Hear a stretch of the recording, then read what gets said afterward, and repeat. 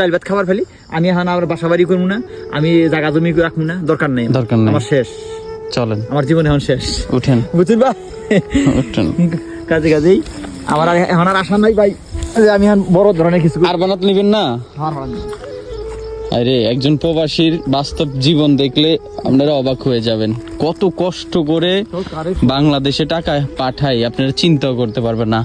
মাথার ঘাম পায়ে ফেলে এখন বাজে মাগরিব আজান দিব নাকি, এখন ডিউটি শেষ করে বেড়ার বাচ্চারে দুধ খাওয়ার লাগবো, বেড়ার বাচ্চারা দুধ খাওয়াবেন, দইরা কিনা লাগে, দইরা তালাই করছে আমি, আল্লাহ দেখছেন বুঝছো এত কষ্ট, কষ্ট রে কষ্ট শেষ নাই।